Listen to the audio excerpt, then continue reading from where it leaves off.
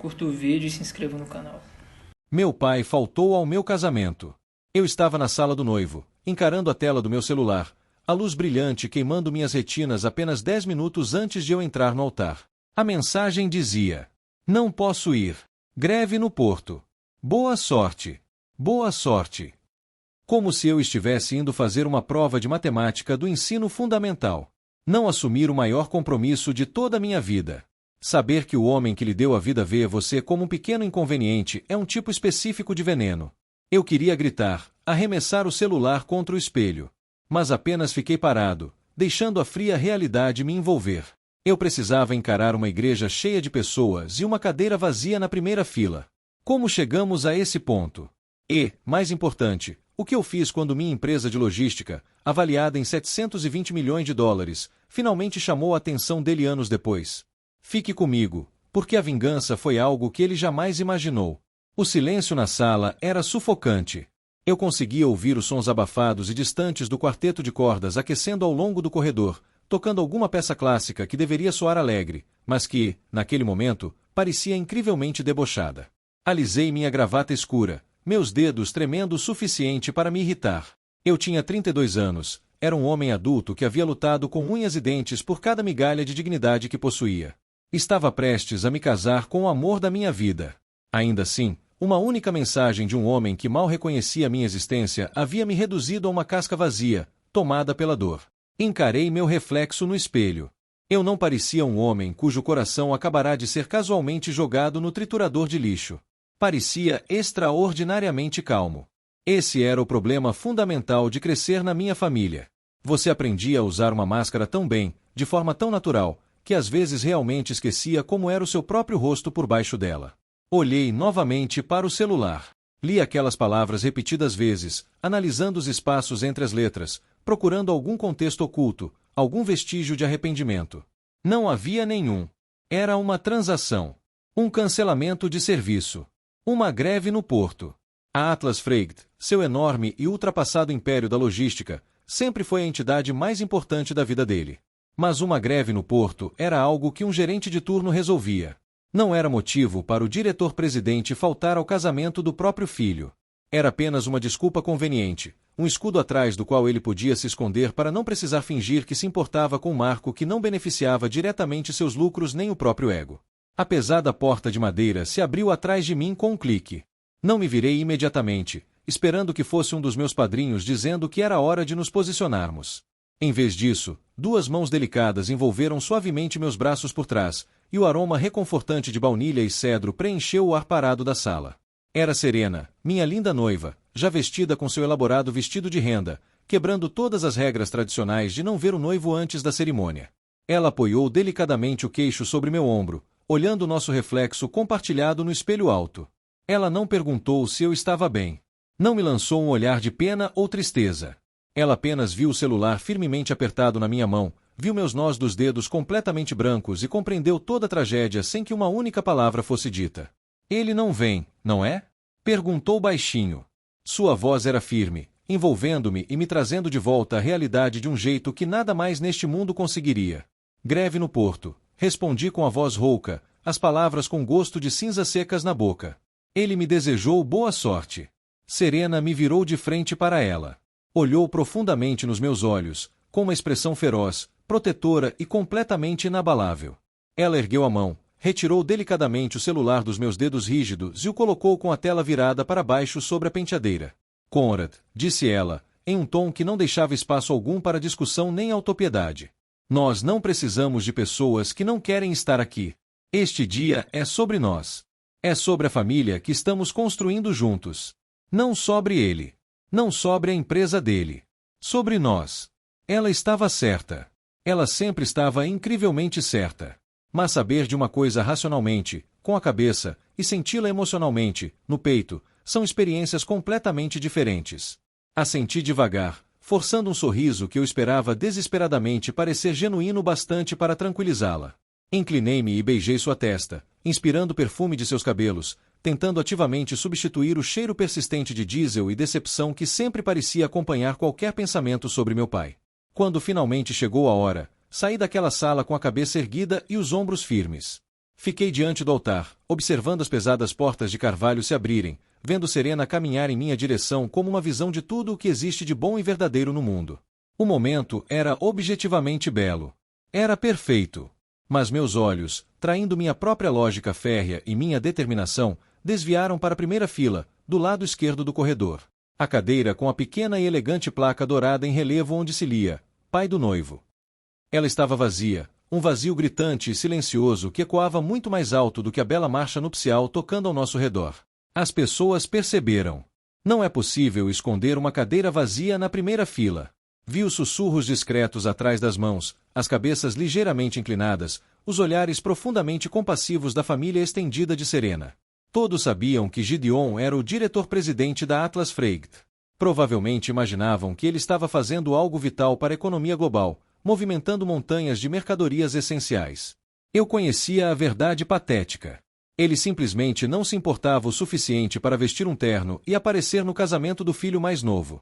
Ali, segurando as mãos de Serena e recitando meus votos, uma parte da minha alma finalmente se partiu. Não aconteceu em uma explosão violenta e caótica. Foi uma fratura silenciosa. Uma ruptura limpa, cirúrgica. Por anos, na verdade por décadas, eu me agarrara a um pequeno e patético resquício de esperança infantil de que, um dia, faria algo impressionante o bastante para que ele olhasse para mim da mesma maneira que olhava para suas margens de lucro trimestrais ou para seu filho mais velho. Mas, encarando aquela cadeira vazia enquanto prometia minha vida a outro ser humano, percebi a fria verdade. Ele jamais iria me enxergar. Eu poderia atear fogo em mim mesmo bem diante dele, e ele apenas reclamaria do cheiro da fumaça estragando seu estofamento. Eu realmente achava que faltar ao meu casamento era a pior dor que ele poderia me causar. Achei que aquele era o fundo do poço do nosso relacionamento. Mas eu estava terrivelmente enganado. 5 anos depois, ele me mostrou como era a verdadeira crueldade. E, ao fazer isso, entregou cegamente em minhas mãos a arma exata de que eu precisava para demolir seu precioso legado até os alicerces.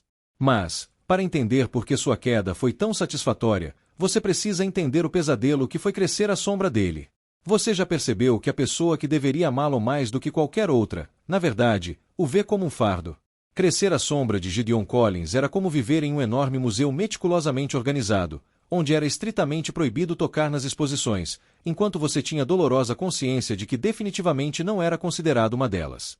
Nossa casa de infância, nos subúrbios, era uma propriedade extensa, enorme, impecavelmente decorada, incrivelmente fria e totalmente desprovida de qualquer coisa que se parecesse com calor humano genuíno. Ela cheirava constantemente a móveis de couro caros, café preto requentado e uma tensão espessa e não dita que pairava no ar como a umidade antes de uma tempestade. Gideon governava aquele ambiente não com mão de ferro nem com gritos, mas com uma indiferença glacial e esmagadora. Ele era um tirano do silêncio. Se você fazia algo errado, ele não gritava nem perdia a paciência. Ele apenas olhava para você. Olhava para você como se fosse um investimento terrivelmente ruim. Um investimento que ele estava seriamente considerando liquidar antes do fechamento do mercado. Minha mãe, Marianne, era sua cúmplice constante e voluntária. Ela deslizava pelos corredores ecoantes daquela casa usando suas pérolas características e seus macios suéteres de cachemir, sempre tentando suavizar as arestas afiadas dele com uma enxurrada de desculpas patéticas e coniventes. Não faça escândalo, Conrad, ela sussurrava freneticamente, puxando-me às pressas pela manga para longe da porta do escritório dele sempre que eu queria lhe mostrar uma boa nota ou algum projeto. Seu pai está lidando hoje com milhões de dólares em logística. Ele não pode perder tempo com sua feira de ciências do ensino fundamental agora. Seja um bom menino e não atrapalhe.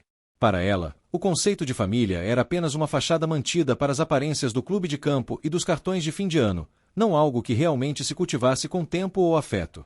E então, é claro, havia Preston, meu irmão mais velho, o inquestionável filho de ouro da dinastia Collins.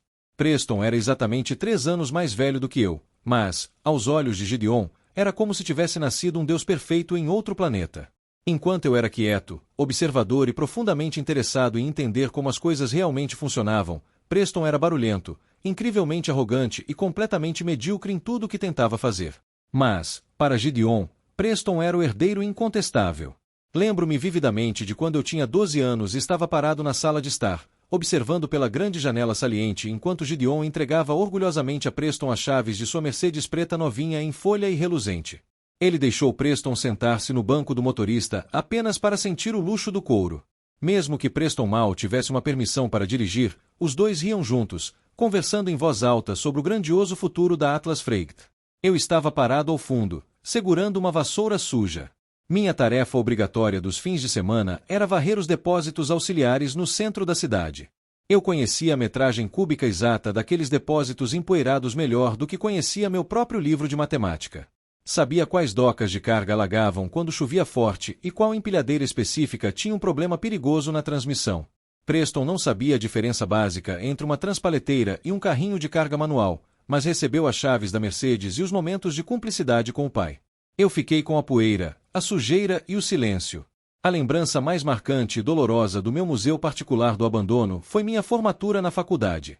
Passei 4 anos exaustivos me sacrificando, trabalhando em turnos noturnos desgastantes no centro de triagem logística de uma empresa concorrente apenas para pagar minha faculdade e meu próprio aluguel, estudando até meus olhos literalmente sangrarem de tanto encarar telas. Formei-me em primeiro lugar da turma, com um diploma especializado em gestão avançada da cadeia de suprimentos.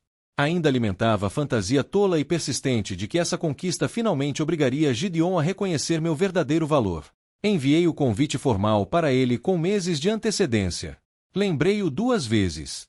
Ele me disse, sem sequer levantar os olhos do tablet, que havia colocado a data em sua agenda oficial. No dia da cerimônia de formatura, fiquei de beca e capelo preto sob o calor escaldante e impiedoso do verão, examinando as arquibancadas lotadas até que toda a multidão foi embora e o estacionamento ficou vazio. Ele nunca apareceu. Mariane também não.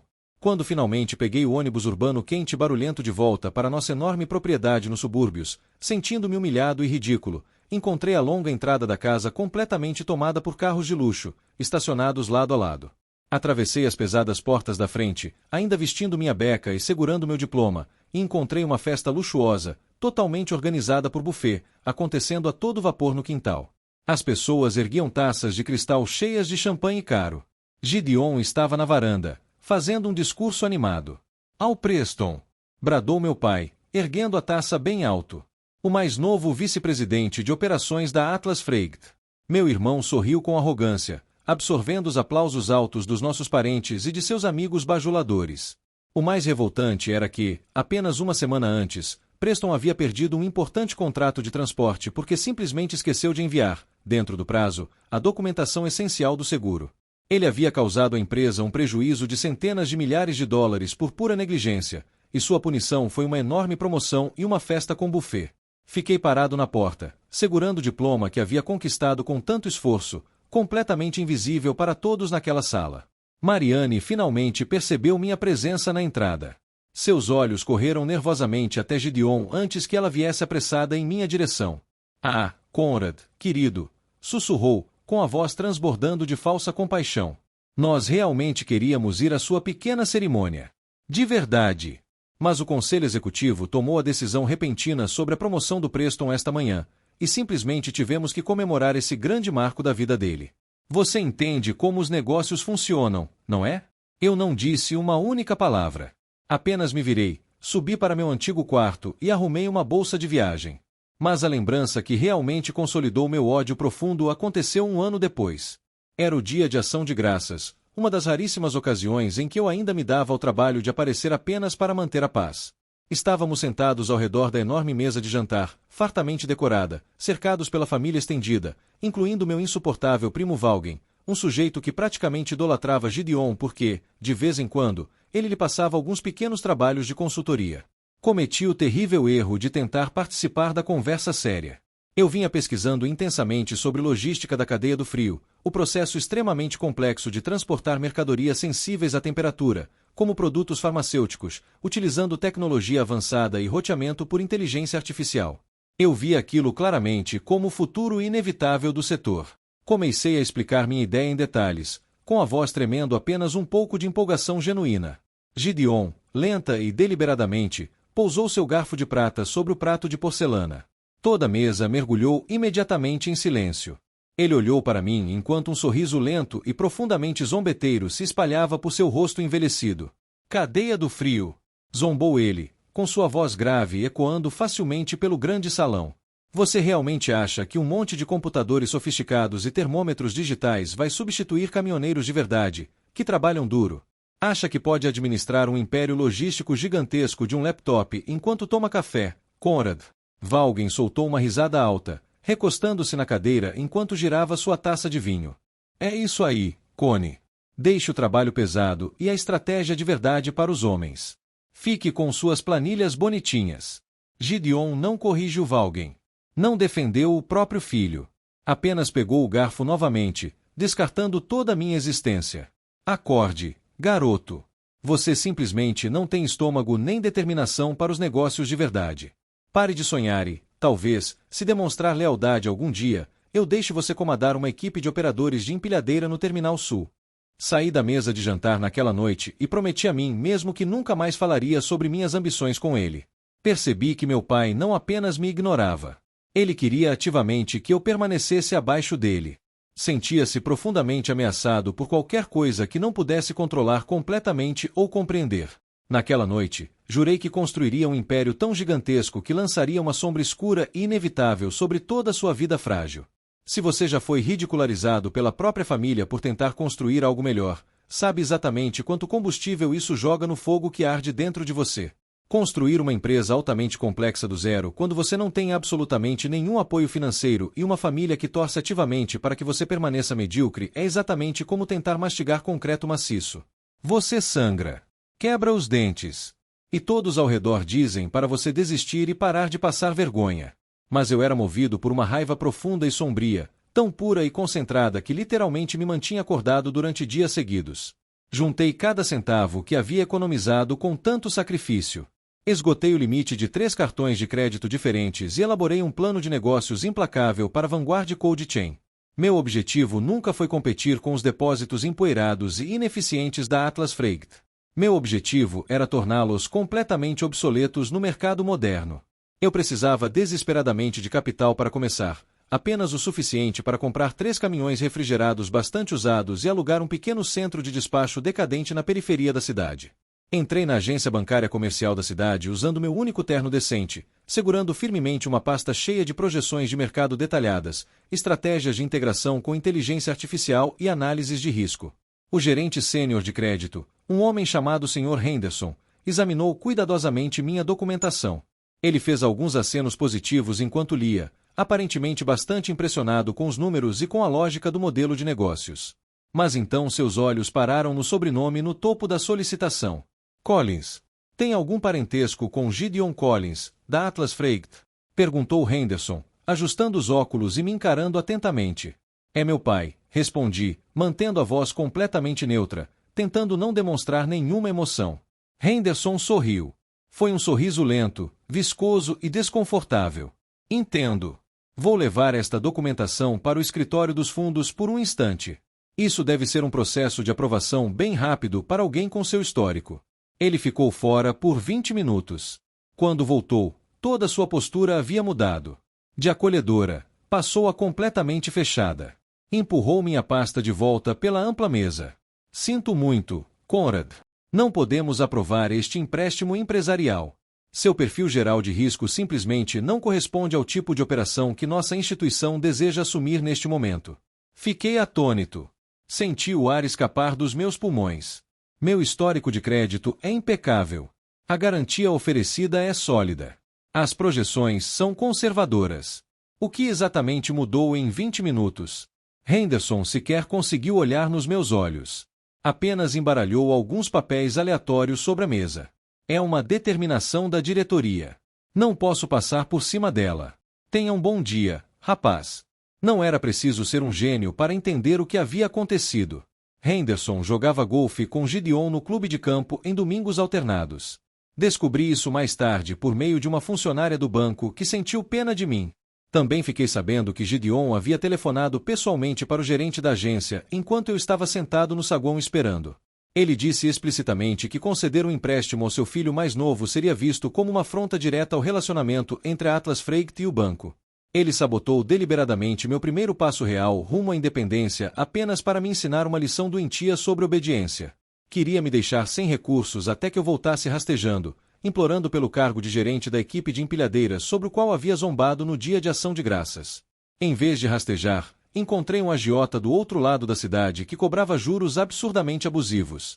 No papel, aquilo era um suicídio financeiro. Mesmo assim, assinei toda a pilha de documentos. Comprei 3 caminhões refrigerados velhos, que tinham um cheiro inconfundível de peixe estragado e desespero. Contratei 2 motoristas com históricos duvidosos, dispostos a trabalhar por pouco dinheiro, e eu mesmo dirigia o 3º caminhão, acumulando jornadas insanas na estrada. Aqueles primeiros 2 anos foram um pesadelo incessante. Um pesadelo que eu não desejaria nem ao meu pior inimigo. Eu sobrevivia apenas com café horrível de posto de gasolina e pura adrenalina. Dormia em uma cama militar dobrável e desconfortável nos fundos do escritório gelado do centro de despacho. Eu era o diretor-presidente, o principal despachante, o mecânico-chefe, o contador e o faxineiro.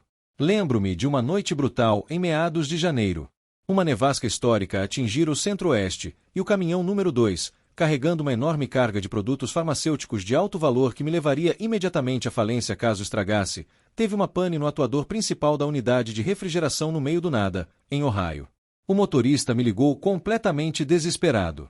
Eu não tinha dinheiro para enviar uma equipe de reparo móvel e, de qualquer forma, todas estavam completamente ocupadas por causa da tempestade. Peguei minha pesada caixa de ferramentas, joguei-a no porta-malas do meu sedã enferrujado e dirigi durante 4 horas seguidas em meio a uma tempestade de neve tão intensa que era impossível enxergar. Meus pneus deslizavam sobre o gelo negro. Quando finalmente cheguei, fazia 10 graus negativos do lado de fora. O vento parecia pequenas lâminas cortando violentamente meu rosto. Passei 3 horas agonizantes debaixo do compartimento do motor daquele semi-reboque. Meus dedos, completamente dormentes, pareciam pedaços de madeira morta. Eu mantinha uma pequena lanterna presa entre os dentes, substituindo peças congeladas enquanto o motorista permanecia encolhido, sem fazer nada, dentro da cabine. Quando finalmente consegui fazer o compressor voltar a funcionar e estabilizar a temperatura da carga, eu estava com um princípio de congelamento em 3 dos meus dedos. Sentei-me dentro do meu carro congelante, esperando o fraco aquecedor começar a funcionar, e chorei apenas uma vez. Foi uma explosão rápida e violenta de pura frustração, exaustão e raiva. Depois enxuguei o rosto com força, engatei a marcha e dirigi de volta para o escritório para começar o turno da manhã. Mas todo aquele esforço brutal começou, aos poucos, a dar resultado. Enquanto a Atlas Freight continuava insistindo em usar manifestos em papel e dependia do instinto de gerentes ultrapassados, a Vanguard Code Chain utilizava algoritmos preditivos de inteligência artificial para desviar os caminhões do trânsito e do mau tempo, otimizando o consumo de combustível até a última gota. Nossa taxa de falhas de temperatura era absolutamente 0. Os clientes rapidamente perceberam a diferença de qualidade e confiabilidade. As grandes empresas farmacêuticas assinaram contratos exclusivos e altamente lucrativos. Depois vieram as grandes distribuidoras de alimentos orgânicos. Em seguida, as empresas de biotecnologia de ponta. No 3º ano, meus 3 caminhões velhos e mal cheirosos haviam se transformado como por mágica em uma frota impecável de 50 unidades novinhas e equipadas com tecnologia de última geração. No 5º ano, já eram 500 caminhões. Contratei Naomi, uma diretora financeira brilhante e implacável que compreendia perfeitamente a grandiosidade da minha visão. Construímos centros logísticos regionais que pareciam mais camp tecnológicos do Vale do Silício do que garagens de caminhões sujas. O dinheiro começou a entrar. E não eram milhares. Eram dezenas de milhões. Eu estava sozinho no topo de uma montanha gigantesca que havia construído com minhas próprias mãos, marcadas pelo congelamento.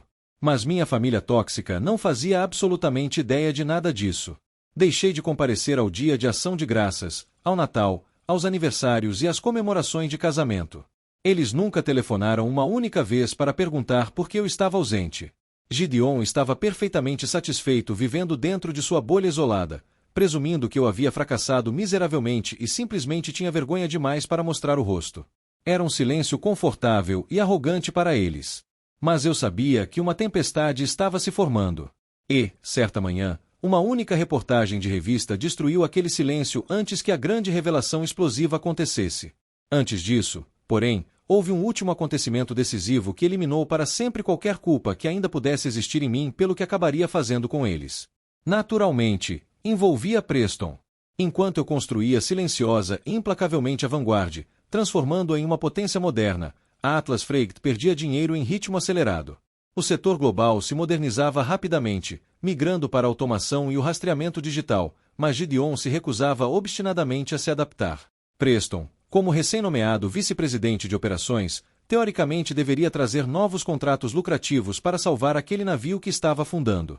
Mas a ideia dele de fazer networking agressivo era pagar jantares absurdamente caros com o cartão corporativo e falar sem parar sobre seu handicap no golfe.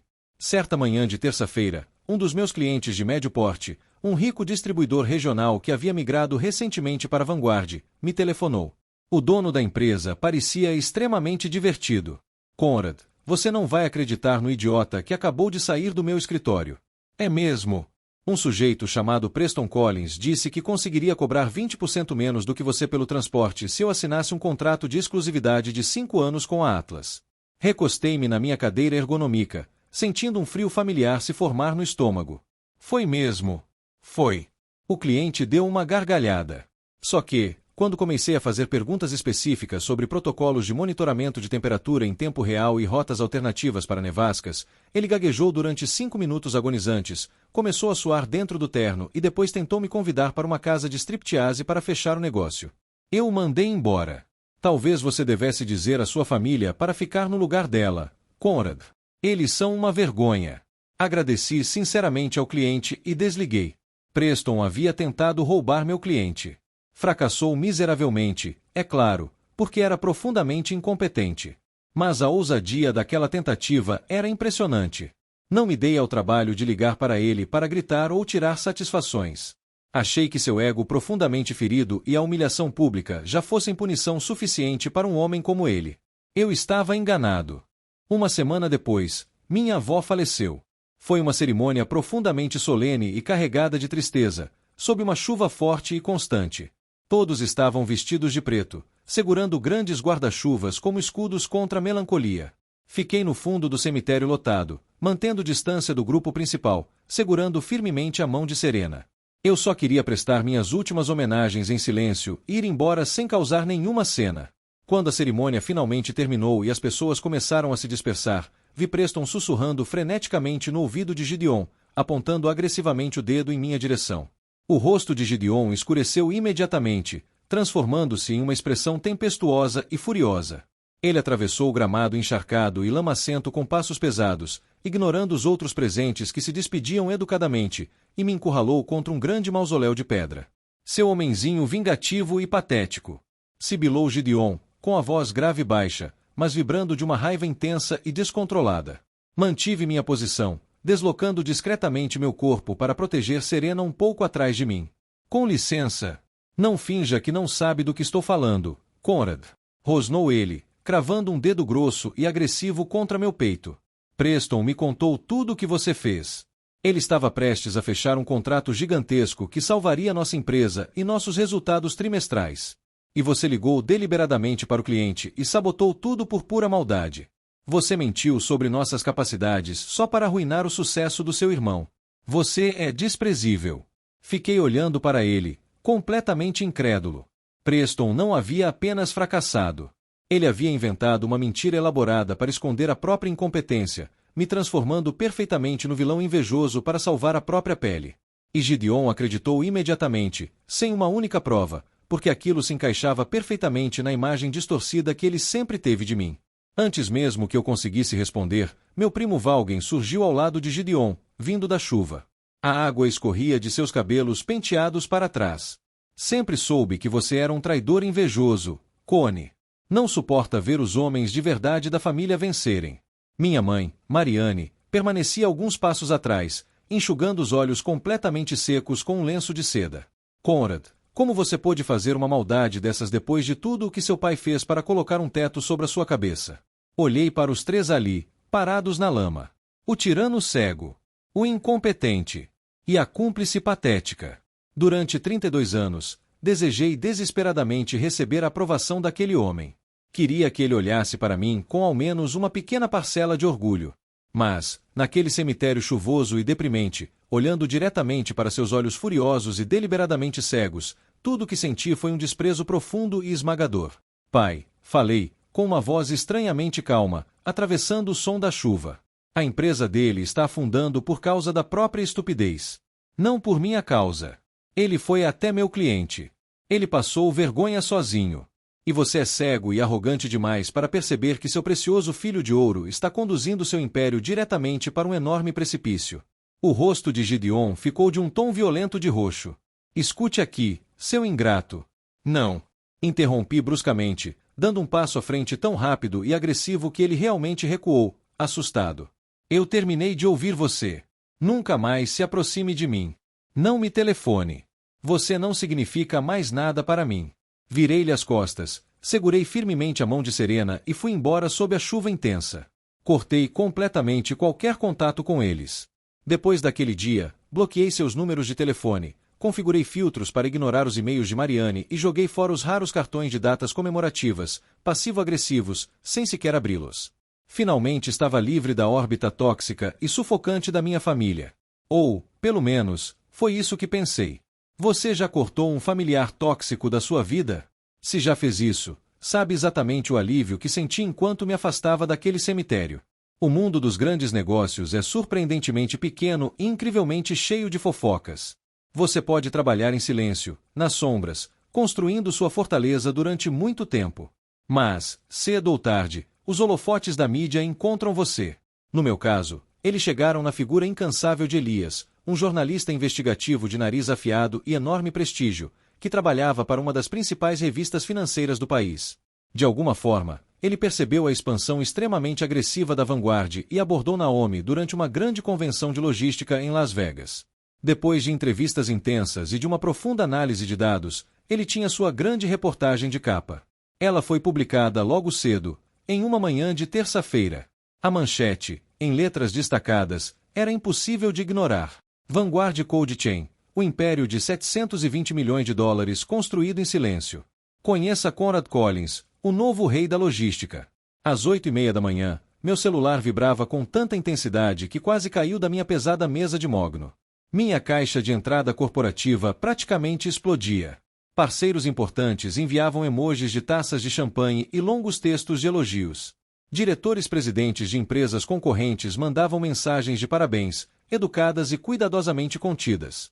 Grandes investidores institucionais que haviam ignorado minhas ligações de forma arrogante 5 anos antes agora praticamente imploravam a minha assistente por uma conversa telefônica de 10 minutos. Era uma validação gigantesca e incontestável, em uma escala que eu jamais havia imaginado. Mas eu não estava olhando para os e-mails brilhando na tela nem para a alta das ações. Eu encarava, sem reação, a única mensagem de texto que havia chegado exatamente 3 minutos depois que a reportagem foi publicada na internet. Era de um número que eu não tinha salvo, mas eu sabia exatamente quem era. Sala de reuniões. 8 horas da manhã de amanhã. Traga seu talão de cheques. Nada de parabéns pelo seu incrível sucesso. Nada de tenho orgulho do homem que você se tornou. Nem sequer um simples olá, filho. Faz muito tempo. Apenas uma ordem crua, agressivamente autoritária.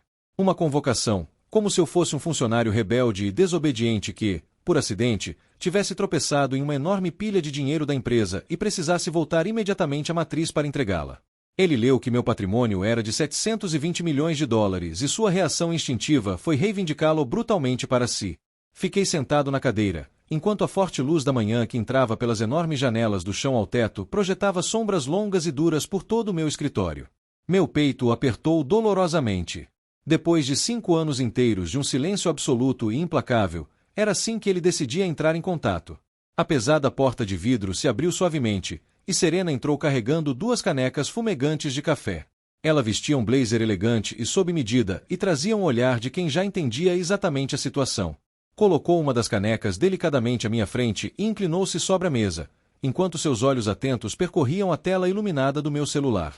Ela leu a mensagem em destaque, e seu maxilar se contraiu visivelmente de raiva. Uau! Murmurou, endireitando a postura. Ele realmente não perde um único segundo, não é? 3 minutos, respondi, com a voz surpreendentemente vazia. Ele levou exatamente 3 minutos para decidir que o meu sucesso pertencia a ele. Serena contornou a mesa e passou os braços de forma protetora ao redor dos meus ombros. Você realmente vai? Fechei os olhos e me recostei em seu abraço acolhedor. O garotinho assustado que ainda existia dentro de mim, aquele que só queria que o pai tivesse ido à sua formatura na faculdade, gritava desesperadamente para que eu ignorasse a mensagem, permanecesse bem longe, bloqueasse o número outra vez e protegesse a vida tranquila e próspera que havia construído. Mas o homem endurecido que congelara os dedos consertando um caminhão na neve. O homem que construíra um império com implacável determinação. Sabia que fugir já não era mais uma opção. Gideon precisava ser enfrentado. Sim, respondi baixinho, abrindo os olhos e olhando para o horizonte da cidade. Eu vou. Serena parecia profundamente preocupada. Conrad, ele só quer o seu dinheiro. Vai tentar intimidá-lo, manipular você e fazê-lo sentir culpa para arrancar um enorme resgate financeiro para a empresa. Virei lentamente minha cadeira de couro para encará-la. Uma energia sombria e completamente desconhecida vibrava intensamente dentro de mim. Eu sei. Mas não vou levar meu talão de cheques. Fiz uma breve pausa. Vou levar um espelho. Eu realmente achava que ele só queria uma grande ajuda financeira. Imaginei que a Atlas Freight estivesse passando por algumas dificuldades, talvez deixando de atingir algumas metas trimestrais, e que ele precisasse de alguns milhões de dólares para acalmar o conselho executivo. Achei que aquela reunião terminaria com uma rejeição rápida e extremamente satisfatória. Eu o encararia, diria simplesmente não, observaria seu rosto arrogante ficar vermelho de raiva e iria embora. Mas subestimei profundamente o quanto Preston havia envenenado toda a situação. Mais tarde, naquela mesma tarde, Naomi, minha diretora financeira de inteligência afiadíssima, bateu com força à porta do meu escritório. Seu rosto estava incomumente pálido. Os lábios formavam uma linha fina e tensa. Ela não trazia seu habitual tablet elegante. Carregava uma pasta grossa de papel pardo. Temos um problema enorme, disse ela, trancando rapidamente a porta do escritório atrás de si. Eu já pedi para você ignorar firmemente todas as propostas de compra da Vanguard hoje, Naomi. Suspirei pesadamente, esfregando as têmporas latejantes. Não é sobre a Vanguard, Conrad. Ela deixou a pasta pesada cair sobre minha mesa com um baque alto e ameaçador. É sobre a Atlas Freight. Ela respirou fundo. Vi a reportagem sobre você e fiz algumas ligações discretas para contatos importantes em Wall Street. Você precisa ver isto agora. Abri lentamente a pasta. A primeira página era um resumo detalhado das obrigações da dívida.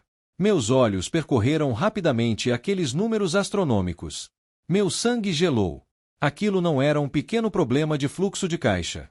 Era um desastre financeiro catastrófico, absoluto e sem qualquer controle. Explique isto para mim, exigi, olhando horrorizado para as páginas repletas de marcações em vermelho, notificações de inadimplência e ameaças jurídicas agressivas. Naomi sentou-se pesadamente na cadeira à minha frente. Sua habitual postura profissional impecável se rompeu por um instante, revelando um choque genuíno. A Atlas Freight está, na prática e legalmente, insolvente. Eles têm 315 milhões de dólares em dívidas altamente problemáticas. Já entraram oficialmente em inadimplência em 3 grandes empréstimos comerciais. Os principais fornecedores não recebem um único centavo há 4 meses. E os maiores bancos estão se preparando agressivamente para iniciar processos de execução hipotecária até o fim deste mês. 315 milhões. Era um número tão gigantesco que parecia completamente abstrato. Quase irreal. A Atlas Freight era uma empresa antiga. Dinheiro tradicional. Um nome histórico no setor de logística. Como uma empresa daquele porte podia desmoronar tão depressa e de forma tão completa? Como uma empresa do tamanho da Atlas consegue queimar tanto dinheiro sem provocar imediatamente uma enorme investigação da SEC? Perguntei, folheando furiosamente as páginas repletas de extratos bancários comprometedores e auditorias internas vazadas. A porta do meu escritório se abriu novamente, e um homem entrou com um ar de absoluta confiança. Vestia um elegante terno risca de giz feito sob medida. Seus cabelos estavam impecavelmente penteados para trás.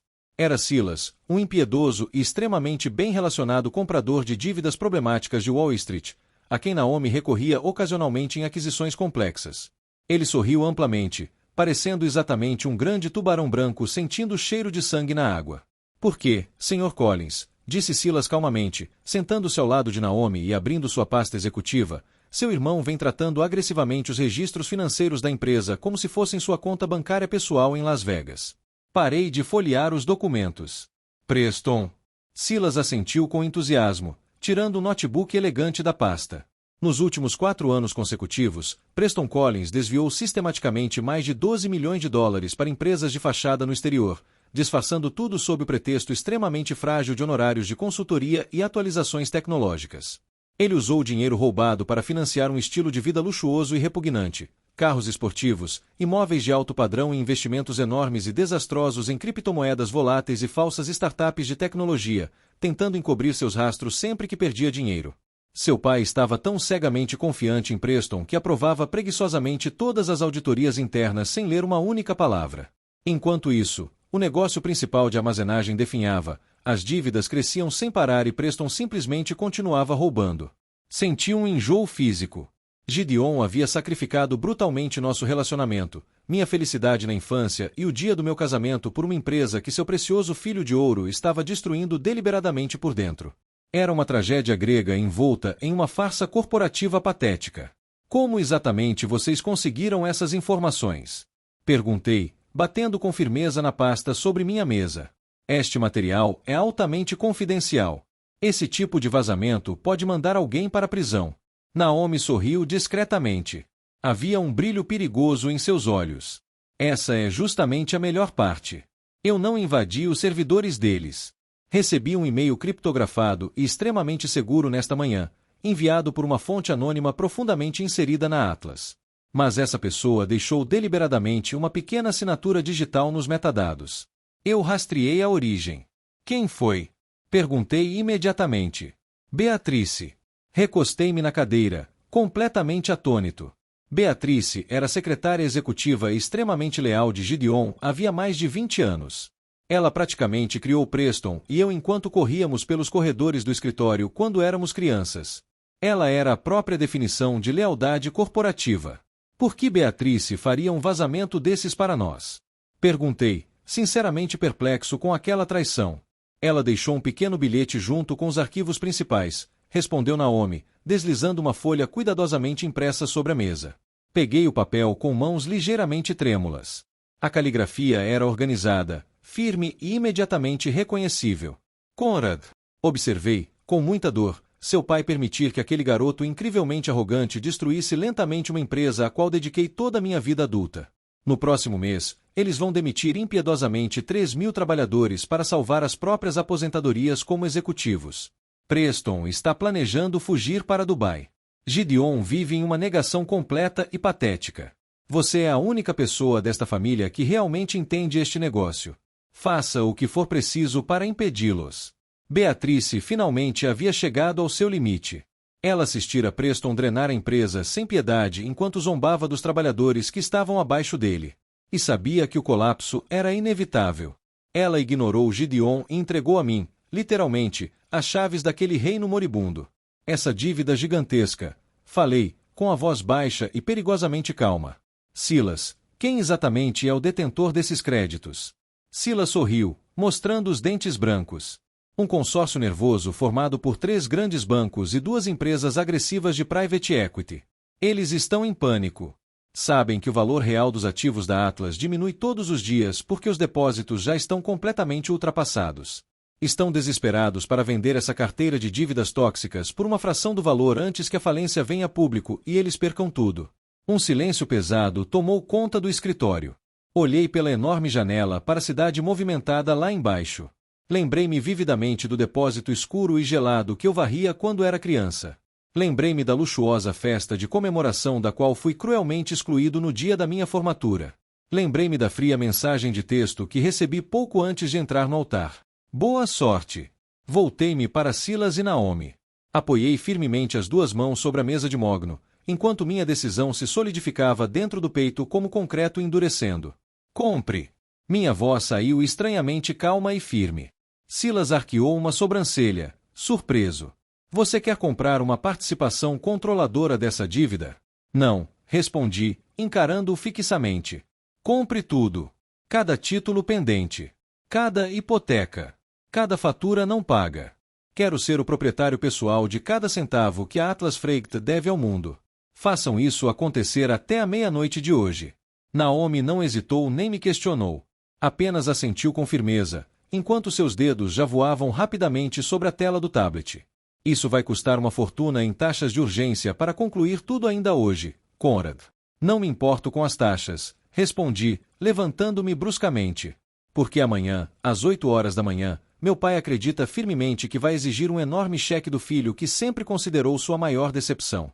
Preciso garantir que levarei a documentação correta para essa reunião. O restante daquela noite passou como um borrão de energia frenética e incessante. Era o tipo de energia que fazia seus dentes vibrarem e seu coração bater na garganta.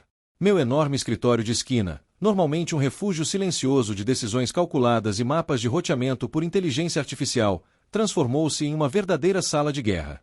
O sol desapareceu atrás do horizonte da cidade, lançando sombras longas e escuras sobre o piso. Mas ninguém na Vanguard Cold Chain foi para casa. Naomi, minha brilhante diretora financeira, tirou o blazer e arregaçou as mangas da camisa, enquanto seus dedos deslizavam agressivamente sobre 2 teclados diferentes.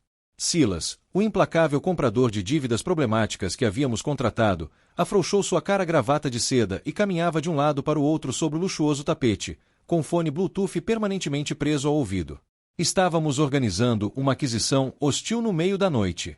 E a dimensão daquilo era impressionante. 315 milhões de dólares em dívidas tóxicas e apodrecidas. Esse era o peso exato do precioso legado do meu pai. Era o preço de sua arrogância obstinada e o custo literal de sua fé cega e inabalável no meu incompetente irmão mais velho. Estou com o sócio principal da primeira empresa de private equity na linha 2, anunciou Silas, interrompendo sua caminhada para olhar para mim. Eles detêm cerca de 40% das hipotecas comerciais dos depósitos mais antigos da Atlas. Estão desesperados para tirar esse lixo dos livros antes do encerramento do trimestre, na próxima semana. Querem 50 centavos por dólar. Permaneci diante da janela, observando as luzes da cidade brilhando lá embaixo. Pensei nos depósitos empoeirados e sufocantes que eu limpava todos os fins de semana enquanto Preston passeava em um sedã de luxo. Pensei na vez em que Gideon disse que eu não tinha estômago para os negócios de verdade. Digam que oferecemos 25 centavos por dólar, respondi, com a voz firme e fria. E digam também que, se não assinarem os documentos de transferência até a meia-noite, vamos desistir do negócio e deixá-los assumir todo o prejuízo no Tribunal de Falências no próximo mês. Eles não têm qualquer poder de negociação, Silas. Faça questão de que entendam isso. Silas sorriu. Era uma expressão predatória assustadora, digna de um documentário sobre animais selvagens. Eu adoro trabalhar com você, Conrad. Você nunca hesita. Ele tocou o fone no ouvido e começou a disparar números e ameaças ao banqueiro do outro lado da linha.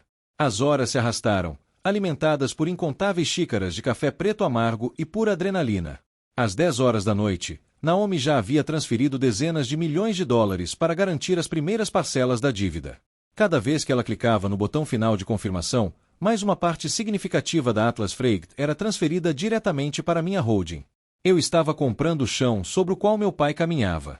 Estava comprando o teto que havia sobre sua cabeça.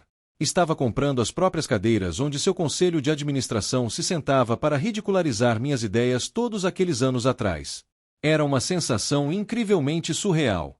Quase como se eu estivesse fora do meu próprio corpo. Eu não sentia alegria, nem euforia, nem um súbito sentimento de vitória. Em vez disso, sentia uma solenidade pesada e sombria se instalar profundamente em meus ossos. Aquele era o império que Gideon amava mais do que a própria família. E ele estava desmoronando por causa da própria cegueira. Às 11 horas e 45 minutos da noite, Silas finalmente retirou o fone do ouvido e o jogou sobre a mesa de mogno. Soltou um longo suspiro de exaustão e serviu-se de um copo de água da jarra. Está feito, disse Silas, enxugando uma gota de suor da testa. Todos os empréstimos comerciais, todas as hipotecas dos centros regionais e todas as grandes linhas de crédito em que eles entraram em inadimplência. Compramos toda a carteira. Agora você é o proprietário de 315 milhões de dólares em passivos da Atlas Freight.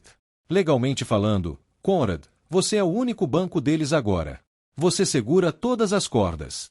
Naomi afastou a cadeira. O brilho dos monitores iluminava seu rosto cansado. Ela deslizou uma espessa pilha de documentos recém-impressos e juridicamente vinculantes na minha direção. As folhas ainda estavam quentes da impressora.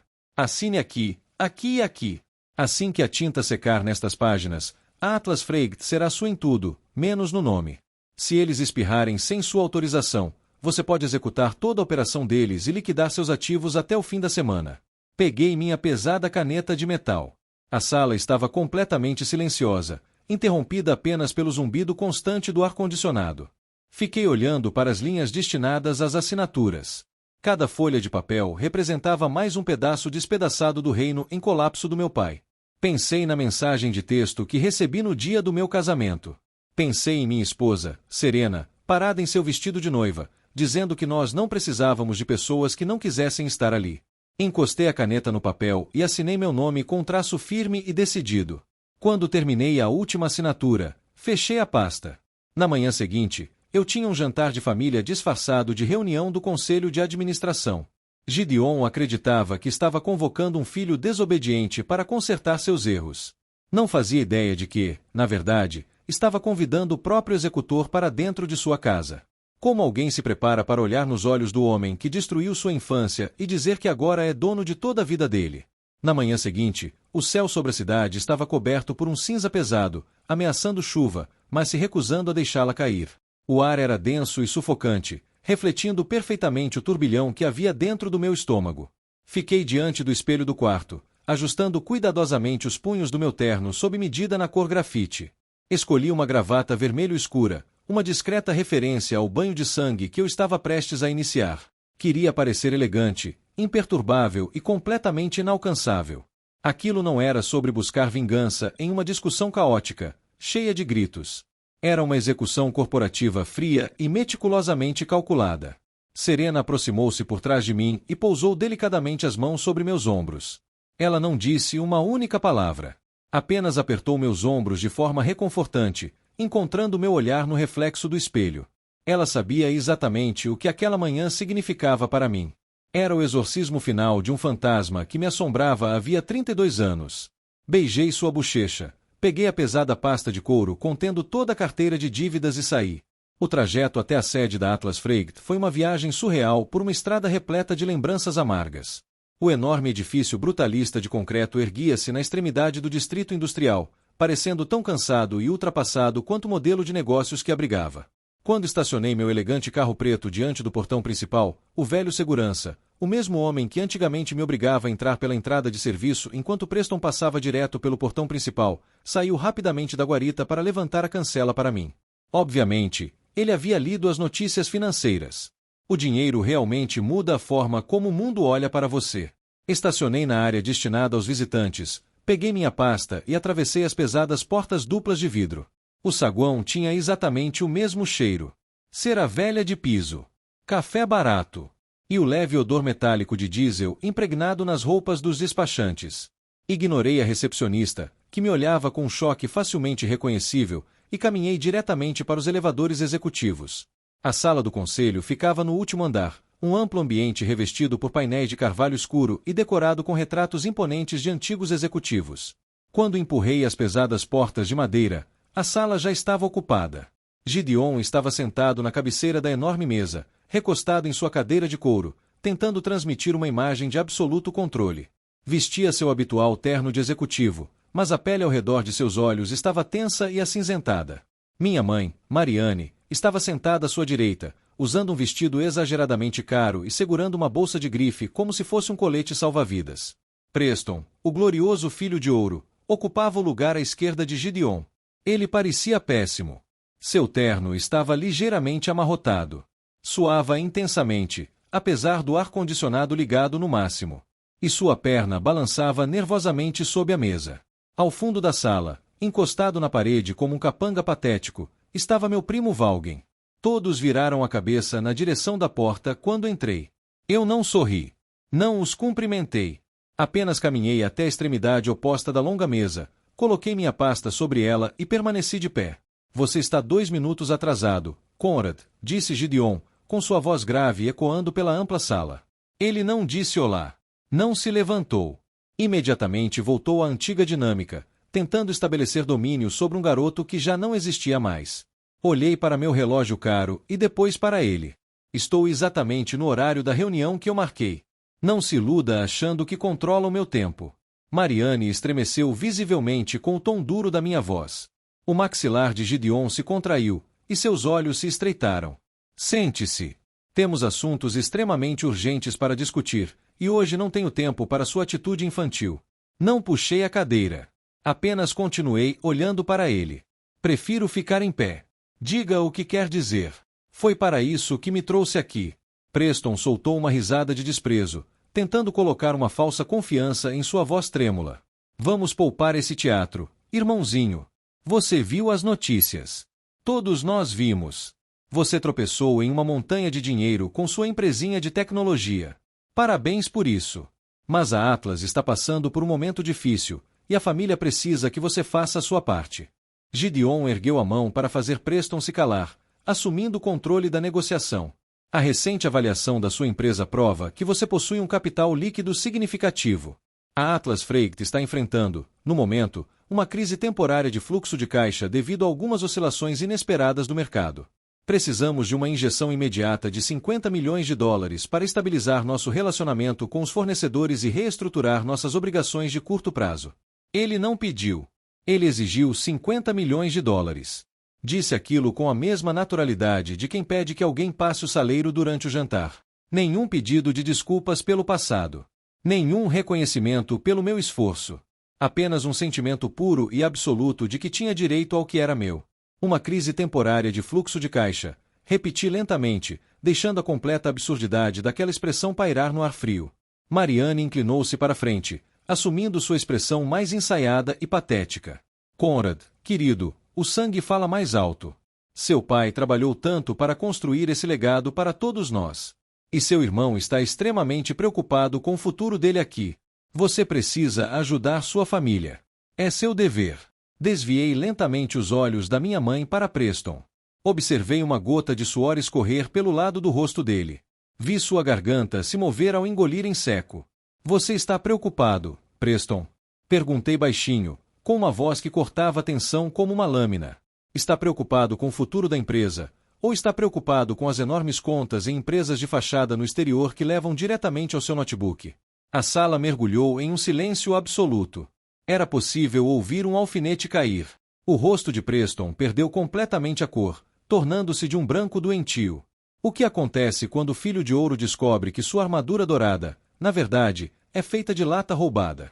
Do que diabos você está falando? Exigiu Gideon, batendo violentamente a mão pesada sobre a mesa de carvalho. Não entre na minha empresa fazendo acusações infundadas contra seu irmão só porque ainda guarda algum ressentimento infantil ridículo. Eu não levantei a voz. Não precisava. Abaixei-me, destravei os fechos dourados da minha pasta de couro e retirei a grossa pasta de papel pardo que Naomi havia preparado. Segurei-a por um instante nas mãos, sentindo o peso da destruição deles. Então a lancei com força sobre o centro da mesa polida. Ela deslizou pela madeira lisa e parou diante de Gideon com um forte estalo que ecoou pela sala. Isso não é um ressentimento de infância, falei friamente. É um histórico meticulosamente documentado de desvio de dinheiro corporativo. Nos últimos 4 anos, seu precioso filho de ouro desviou sistematicamente $12 milhões do orçamento operacional da Atlas Freight. Ele utilizou falsas notas fiscais de consultorias em tecnologia para transferir o dinheiro para contas pessoais nas Ilhas Cayman. Depois gastou tudo em investimentos fracassados em criptomoedas e carros esportivos, enquanto seus motoristas trabalhavam em turnos dobrados usando equipamentos quebrados. Preston levantou-se de um salto, derrubando a cadeira no chão. Ele está mentindo, pai. Está mentindo. Ele falsificou esses documentos para me incriminar. Você sabe o quanto ele sempre teve inveja de mim. Abra a pasta, Gideon, ordenei, ignorando completamente os gritos desesperados de Preston. Veja os números das transferências bancárias. Veja as assinaturas digitais. Todas correspondem às credenciais executivas do Preston. Sua secretária, Beatrice, conferiu cada uma dessas páginas antes de entregá-las à minha diretora financeira ontem. As mãos de Gideon realmente tremiam enquanto ele abria a pasta. Seus olhos percorriam freneticamente as páginas, correndo pelas linhas destacadas em vermelho. Ele entendia de documentos financeiros o suficiente para reconhecer uma auditoria legítima quando via uma. A cor começou a desaparecer rapidamente de seu próprio rosto à medida que a realidade devastadora se impunha. Você... balbuciou Gideon, erguendo os olhos para Preston completamente horrorizado. Você roubou de mim, roubou da empresa. Era um empréstimo. Gritou Preston, com a voz falhando em desespero. Eu ia devolver tudo quando os investimentos dessem certo. Eu estava tentando salvar a empresa, pai. Você nos levou à falência. Rugiu Gideon, levantando-se bruscamente e apontando um dedo trêmulo para seu filho favorito. Ah, o desvio de dinheiro é apenas a entrada. Interrompi em voz alta, atraindo novamente a atenção deles para o ceifador parado na extremidade da mesa. A verdadeira tragédia é a dívida. A sua crise temporária de fluxo de caixa é, na verdade, uma dívida tóxica de 315 milhões de dólares. Vocês entraram em inadimplência em praticamente todos os grandes empréstimos. Os bancos estavam se preparando para executar judicialmente este prédio inteiro até sexta-feira. Mariane começou a chorar abertamente, escondendo o rosto entre as mãos. Meu Deus! Vamos perder tudo. A casa. Os títulos do clube. Conrad, você precisa assinar o cheque. Precisa nos salvar dessa situação. Sorri. Não era um sorriso de felicidade. Era o sorriso de um predador que finalmente havia encurralado sua presa depois de décadas de espera. Eu não posso assinar um cheque para salvar vocês, mãe, disse suavemente, saboreando cada sílaba. Porque já não existe mais ninguém a quem pagar. Fiz uma breve pausa. Eu já comprei a dívida. Gideon congelou completamente. Parou de gritar com Preston e virou lentamente a cabeça em minha direção, olhando para mim como se eu tivesse acabado de criar uma segunda cabeça. O que foi que você acabou de dizer? Na noite passada, entre 8 horas da noite e a meia-noite, a Vanguard Cold Chain negociou agressivamente com o consórcio bancário, expliquei calmamente, caminhando lentamente atrás da minha cadeira. Compramos todas as notas comerciais em aberto. Compramos as hipotecas dos depósitos. Compramos todas as linhas de crédito inadimplentes. Eu não vim aqui hoje trazer um talão de cheques para salvar a Atlas Freight. Vim informá-lo oficialmente de que sou o único credor que lhes resta. Eu sou o proprietário desta empresa. Sou o proprietário deste prédio. Sou o proprietário da cadeira em que você está sentado, Gideon. Seu desgraçado! Gritou meu primo Valgen do fundo da sala. Ele se afastou da parede e avançou agressivamente em minha direção. Os punhos estavam cerrados, tentando bancar o valentão protetor. Ele nem chegou à metade da sala. As pesadas portas da sala de reuniões se abriram violentamente e 2 enormes seguranças particulares, contratados por mim naquela mesma manhã, entraram imediatamente. Em um instante, agarraram Valgen pelos braços e o prensaram com força contra a parede. Ele soltou um grito de dor e parou imediatamente de resistir. Logo atrás dos seguranças entrou Elias, o famoso jornalista investigativo da revista financeira, acompanhado por uma pequena equipe de auditores forenses elegantemente vestidos. Elias segurava um gravador digital na mão e exibia um largo sorriso de fascínio. Bom dia, senhores, disse Elias alegremente, olhando ao redor da sala caótica. Conrad me convidou para documentar a maior aquisição hostil do setor de logística desta década. Espero que não se importem. O público vai adorar a história do filho pródigo que voltou para comprar o império corrupto. Preston caiu de volta no chão, abraçando os próprios joelhos enquanto hiperventilava. Gideon cambaleou para trás, as pernas cederam e ele despencou pesadamente na cadeira de couro. O tirano supremo e intocável finalmente estava percebendo que todo seu reino havia sido construído sobre areia. E que eu acabará de trazer o oceano. O silêncio sufocante que se seguiu à entrada do jornalista e dos auditores era mais pesado que chumbo. A grandiosa e intimidadora sala do conselho da Atlas Freight havia se transformado instantaneamente em um túmulo patético. Gideon permanecia paralisado na cadeira. Seus ombros largos estavam caídos. O homem que passou a vida inteira projetando uma imagem de invencibilidade agora parecia incrivelmente pequeno, frágil e completamente destruído. Sua respiração era curta e irregular. Seus olhos percorriam a sala freneticamente, procurando desesperadamente uma saída que simplesmente não existia. Mariane chorava sem parar. A maquiagem caríssima escorria pelo rosto em longos borrões escuros, destruindo a fachada impecável que ela mantinha para o clube de campo. Conrad, por favor, implorou ela entre soluços, estendendo a mão em minha direção sobre a longa mesa. Nós somos sua família. Você não pode fazer isso com seu próprio sangue. Está nos humilhando diante de estranhos. Olhei para minha mãe com uma frieza completamente vazia. Família, repeti, sentindo a palavra amarga na boca. Onde estava minha família quando eu implorava por um pequeno empréstimo para abrir meu negócio e Gideon fez questão de sabotá-lo? Onde estava minha família quando eu congelava em uma tempestade de neve consertando um caminhão quebrado para evitar a falência? Onde estava minha família no dia do meu casamento? Olhei diretamente para ela. Mariane, Você perdeu o direito de usar essa palavra há muito tempo. Preston, ainda sentado de forma patética no chão, subitamente se colocou de joelhos. Eu vou renunciar, disparou, enquanto lágrimas escorriam pelo rosto vermelho. Conrad, eu juro por Deus, vou embora agora mesmo. Só não deixe que apresentem acusações criminais por causa do dinheiro. Por favor. Eu vou acabar preso. Eu não sobrevivo na prisão. Olhei para o filho de ouro. O valentão arrogante que costumava roubar minhas ideias e zombar das minhas ambições agora estava literalmente ajoelhado sobre o carpete, implorando por misericórdia. Era uma cena patética e nauseante. Pode ter certeza de que você vai renunciar, respondi, com a voz dura como aço. Neste exato momento, meus auditores estão assumindo o controle total dos servidores internos. Todas as provas do seu grave desvio de dinheiro estão sendo reunidas legalmente e serão entregues diretamente ao promotor distrital até 5 horas da tarde de hoje. O que acontecer com você depois disso depende exclusivamente da justiça criminal. Sugiro que encontre um excelente advogado de defesa, Preston. Você vai precisar. Preston soltou um grito agudo de desespero e enterrou o rosto no carpete. Voltei minha atenção para Gideon. Ele finalmente conseguiu erguer a cabeça. Seus olhos queimavam de ódio e derrota. Você planejou tudo isso? Perguntou com dificuldade, a voz áspera como cascalho seco. Ficou escondido nas sombras durante anos apenas para destruir tudo o que construí. Você quer tomar o que é meu? Balancei a cabeça lentamente, sustentando seu olhar furioso sem vacilar. Eu não tomei nada de você, Gideon. Você perdeu tudo. Confiou cegamente em um ladrão porque ele alimentava seu enorme ego e ignorou o filho que realmente queria fazer você sentir orgulho dele. Eu apenas apareci para recolher os destroços. Retirei um único documento jurídico impecável do bolso interno do meu paletó e o deslizei cuidadosamente sobre a mesa. Ele parou a poucos centímetros das mãos trêmulas de Gideon.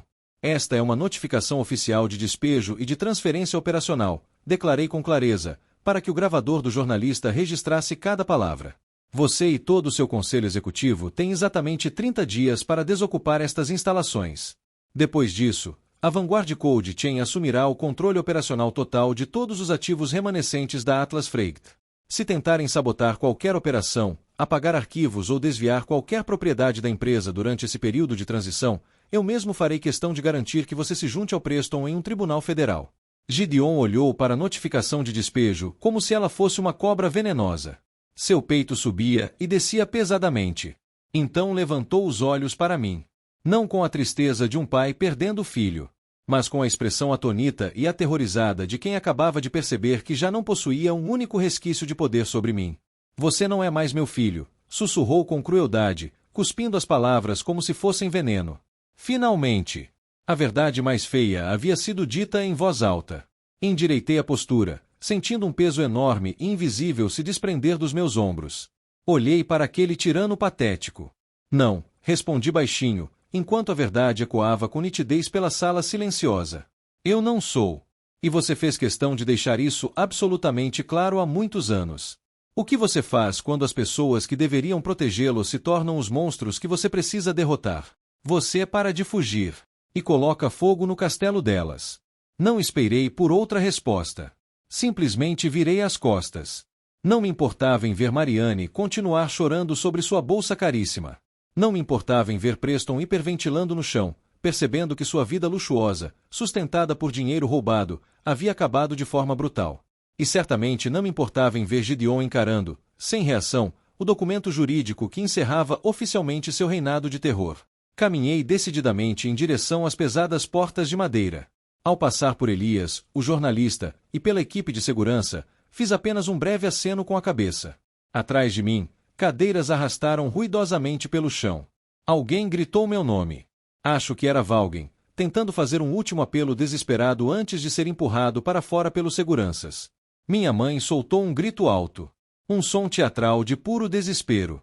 Mas nada daquilo me atingia. Era apenas um ruído branco desaparecendo ao fundo de uma vida que já não era mais a minha. Pela primeira vez em toda a minha existência, eu não estava deixando uma sala desejando desesperadamente que eles viessem atrás de mim, pedissem desculpas e implorassem para que eu ficasse. Eu estava indo embora com a certeza profunda e inabalável de que eles simplesmente não podiam mais me impedir. Entrei no elevador executivo. As portas se fecharam, abafando instantaneamente os sons do mundo deles desmoronando. A descida até o saguão foi silenciosa e incrivelmente rápida. Quando passei pela recepção, os funcionários cochichavam freneticamente enquanto olhavam para os próprios celulares. A notícia da aquisição hostil já havia vazado para os blogs financeiros. Empurrei as portas de vidro da entrada principal. O ar da manhã me atingiu como uma enorme onda de liberdade. Estava fresco, aberto e incrivelmente revigorante. As nuvens cinzentas finalmente haviam se dissipado. E um intenso raio de sol atravessou o céu, iluminando o asfalto ainda úmido. Por um longo instante, fiquei apenas parado nos degraus de concreto. Meu peito subia e descia profundamente enquanto eu respirava o ar fresco, como se tivesse passado 32 anos me afogando debaixo d'água e finalmente tivesse conseguido emergir à superfície. Serena estava me esperando ao lado do meu carro, no estacionamento de visitantes. Quando me viu saindo do prédio sozinho, seu rosto se iluminou com um sorriso largo e cheio de alívio. Ela não perguntou como tinha sido. Não pediu os detalhes cruéis da reação deles. Ela apenas viu a maneira como eu caminhava. Mais ereto. Mais leve. Completamente livre daquele peso. E soube que nós havíamos vencido. Caminhei até ela e a envolvi em um abraço forte e desesperado. Escondi o rosto em seu ombro, sentindo a realidade sólida do amor dela me trazer de volta ao presente. Acabou, não foi? Perguntou ela baixinho, acariciando minhas costas. Afastei-me um pouco e olhei em seus olhos calorosos. Os laços tóxicos de sangue e obrigação finalmente haviam sido rompidos. O Museu da Dor estava oficialmente fechado e lacrado. Sim, sussurrei, sentindo um sorriso verdadeiro surgir em meu rosto pela primeira vez naquele dia. Acabou de verdade. Vamos para casa. Mas ir embora depois de uma explosão não significa que a poeira assente imediatamente. As consequências de destruir o legado da própria família são complicadas. E a verdadeira vitória acontece muito depois que as manchetes desaparecem. Você acha que é possível se curar completamente de uma vida inteira de negligência? Ou será que apenas aprendemos a carregar as cicatrizes de outra maneira? Já faz exatamente 1 ano desde o confronto na sala do conselho. O espetáculo midiático em torno do colapso da Atlas Freight e da acusação criminal contra Preston Collins dominou as notícias do mercado financeiro durante meses. Preston aceitou um acordo judicial para evitar a pena máxima, mas ainda assim passará os próximos 5 anos em uma penitenciária federal. Pouco tempo depois, Gideon declarou falência pessoal, perdendo a enorme propriedade nos subúrbios e as preciosas associações ao clube de campo que tanto valorizava. Eles se mudaram para um pequeno apartamento em outro estado, desaparecendo na obscuridade que sempre temeram. Nunca mais tentaram entrar em contato comigo. E, sinceramente, nunca um silêncio pareceu tão tranquilo. Há algumas semanas, eu estava sobre uma passarela de aço observando um dos nossos centros logísticos recém-reformados. Ele foi construído exatamente no terreno onde antes funcionava o antigo depósito principal da Atlas Freight. Levamos enormes escavadeiras para demolir completamente aquela estrutura decadente e tóxica até os alicerces. Depois construímos uma instalação de última geração, climatizada e operada por robôs controlados por inteligência artificial. Não havia cantos empoeirados, nem gerentes gritando, nem empilhadeiras ultrapassadas. Tudo era iluminado, eficiente e voltado para o futuro. Parecia profundamente simbólico. Transformar as ruínas apodrecidas do império opressor do meu pai em um lugar construído sobre inovação e progresso. As pessoas costumam acreditar que um enorme sucesso financeiro cura, como por mágica, todas as feridas emocionais profundas. Acham que, no instante em que seu nome aparece na capa de uma revista ao lado de uma avaliação de 720 milhões de dólares, todo o vazio da infância desaparece instantaneamente. Mas a verdadeira cura simplesmente não funciona assim. A verdade é que nada mudou magicamente dentro de mim no dia em que minha empresa alcançou aquela avaliação gigantesca. O que realmente me transformou foi o momento exato em que saí daquela sufocante sala do conselho. Foi ali que deixei deliberadamente para trás as vozes cruéis que moldaram minha infância insegura. Deixei para trás as expectativas impossíveis que esmagaram minha confiança. E o silêncio gelado que me acompanhou durante toda a vida adulta como uma sombra escura. Pela primeira vez, eu não fui embora desejando que tudo tivesse sido diferente. Fui embora aceitando plenamente que nunca havia sido. E que jamais seria. E essa aceitação radical foi incrivelmente libertadora. Aprendi a lição mais difícil de todas. O amor que precisa ser conquistado através do sofrimento não é amor de verdade. Uma família que só aparece quando você se torna financeiramente útil não é uma família de verdade. E buscar a aprovação de pessoas que estão comprometidas em jamais compreender você é uma maneira perigosa e exaustiva de desperdiçar a própria vida. Eu não precisava consertar meu pai. Não precisava vencer um jogo que jamais poderia ser vencido. Só precisava proteger com firmeza a mim mesmo e a família extraordinária que construí ao lado de Serena. Então agora me volto para vocês, que acompanharam esta jornada até o fim. A imprensa me chamou de um gênio impiedoso dos negócios. Alguns parentes distantes me chamaram de monstro de sangue frio por deixar meus próprios pais falidos e colocar meu irmão na prisão. Mas quando uma árvore enorme tem raízes profundamente apodrecidas que estão envenenando o solo, derrubá-la é um ato de crueldade. Ou um ato necessário de sobrevivência. E vocês? O que acham? Eu ultrapassei um limite moral ao tirar tudo deles? Ou apenas lhes dei a dura justiça que mereciam depois de décadas de abuso? Deixem o veredito de vocês nos comentários, porque eu leio cada um deles. Obrigado por acompanharem minha história. Lembrem-se, vocês não devem sua paz a ninguém que prospera às custas da sua dor. Permaneçam fortes. E nos vemos no próximo vídeo.